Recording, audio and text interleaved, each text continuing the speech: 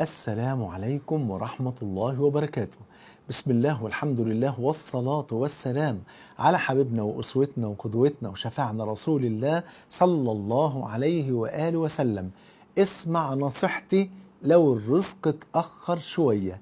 نعرف بعد ما نصلي على حبيبنا صلى الله عليه وآله وسلم، أحيانا الشيطان يجي ويلعب في دماغ أي إنسان ويقول له خد بالك الرزق اتأخر عليك شوية عشان انت متزمت ومقفل الدنيا، فكها عشان الدنيا تمشي وشغل دماغك. ويجي للبنت اللي لسه ما اتجوزتش يقول لها شفتي بسبب حجابك اهو الزوج ما جاش وجوازك اتأخر، فكيها شوية كده والبسي برضو على الموضة عشان العريس يجي، وهكذا. ويفضل الشيطان يشتغل في دماغ كتير من الناس علشان يوقعهم في معصية الخالق سبحانه وتعالى. لازم نعرف يا حبايبي في البداية ان كل انسان له رزق مقسوم ومكتوب عند الله سبحانه وتعالى، وان الله عز وجل يرزق من يشاء بغير حساب. قال جل وعلا: وفي السماء رزقكم وما توعدون. كل شيء في الدنيا رزق. الصحة رزق، والزوجة الصالحة رزق، والزوج الصالح رزق، والأولاد رزق، وراحة البال رزق، والوظيفة رزق، والصحبة الطيبة رزق، وهكذا. كل شيء في الدنيا رزق، والرزق لا ينال إلا بطاعة الله سبحانه وتعالى. يعني ما ينفعش أطلب الرزق أو أطلب زيادة الرزق بمعصية الخالق سبحانه وتعالى. تعالوا نسمع كلام النبي صلى عليه صلى الله عليه وسلم.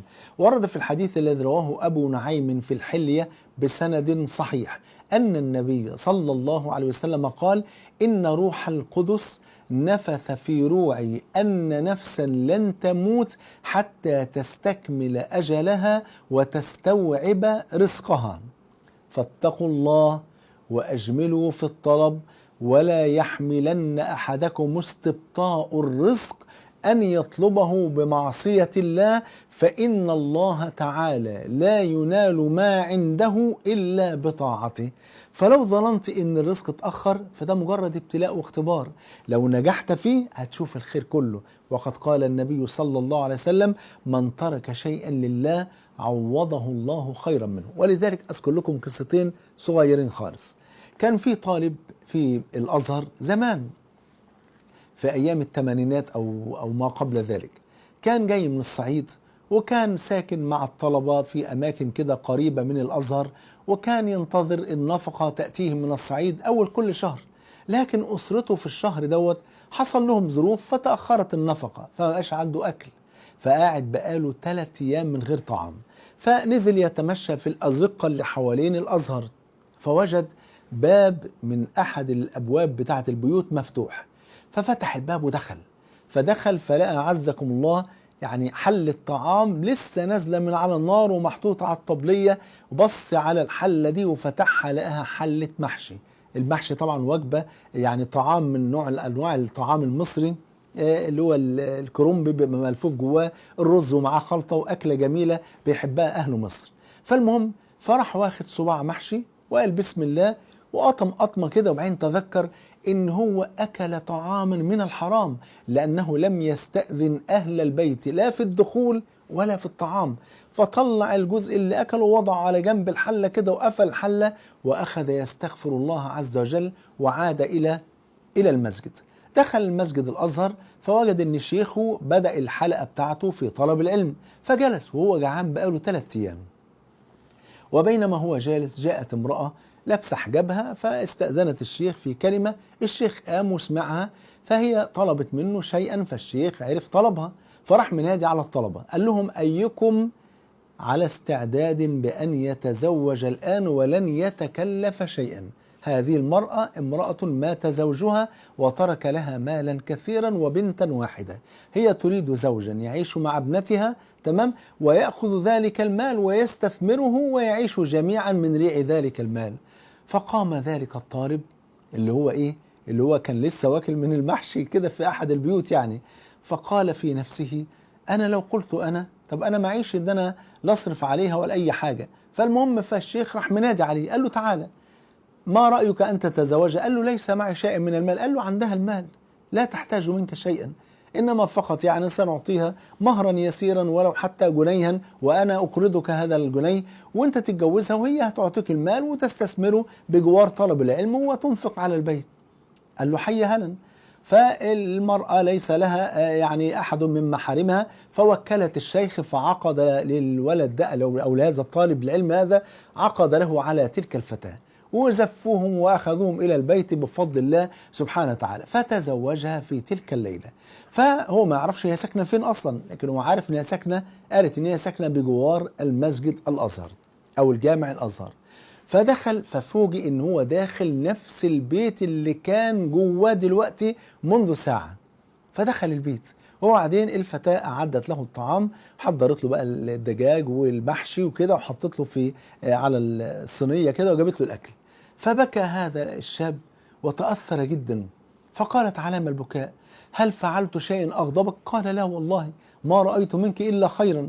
قالت له امال بتبكي ليه؟ قال لها لأني كنت هنا منذ ساعة وقد أخذني أو بلغ بي الجوع مبلغا عظيما حتى كدت أن أفعل شيئا فيه معصية لله.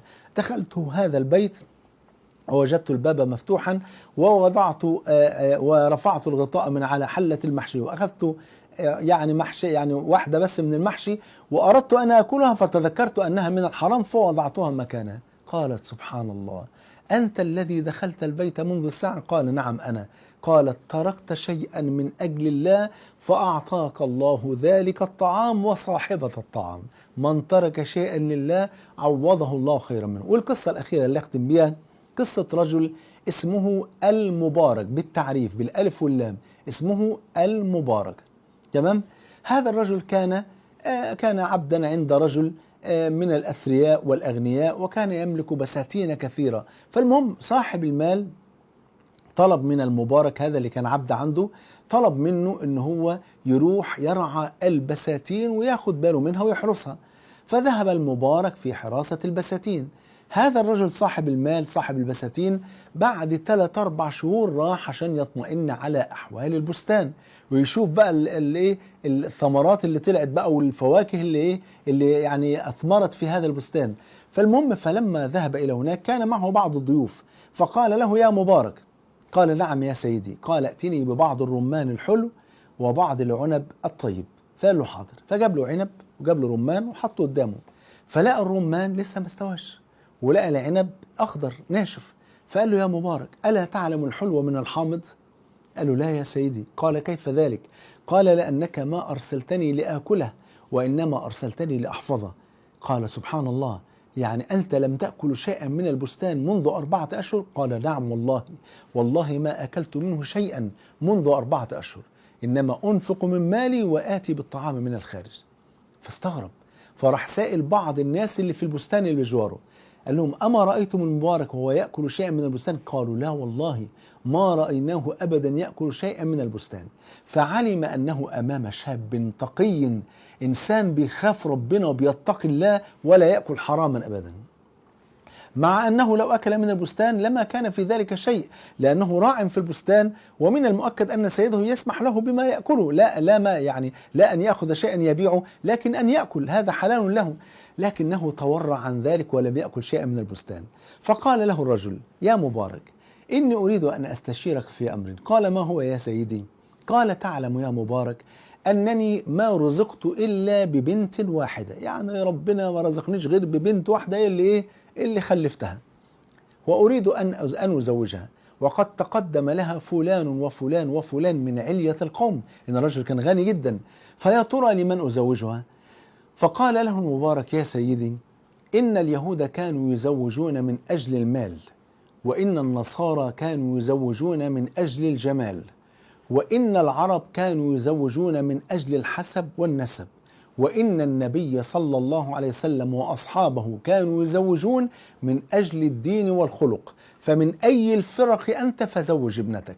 قال أنا خلف النبي وأصحابي صلى الله عليه وسلم، فلا بد أن أزوج رجلا يكون عنده دين وخلق، وما رأيت أحدا عنده دين وخلق مثلك يا مبارك، فقد أعتقتك لوجه الله وزوجتك ابنتي. الله أكبر.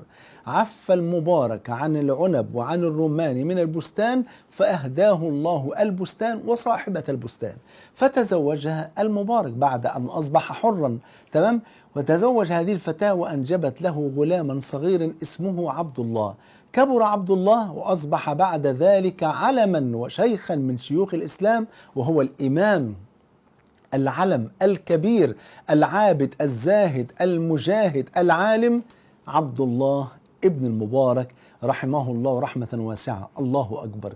إذن فمن ترك شيئا لله عوضه الله خيرا منه. فاسمع نصيحتي، لو الرزق اتأخر شوية كن على يقين من أن الرزق لم يتأخر إلا مجرد ابتلاء واختبار، فإن نجحت أو نجحت في الاختبار الله عز وجل يرزقك بالمال ويرزقك بالوظيفة ويرزقك بالزوج الصالح وبالذرية الصالحة وبراحة البال وبالعلم النافع وبالصحة الطيبة بفضل الله سبحانه وتعالى، بشرط ألا نطلب رزق الله بمعصية الله سبحانه وتعالى. أسأل الله عز وجل أن يوسع أرزاقكم وأن يجمع بيني وإياكم مع الحبيب المصطفى صلى الله عليه وسلم في الفردوس الأعلى. بحبكم في الله، والسلام عليكم ورحمة الله وبركاته.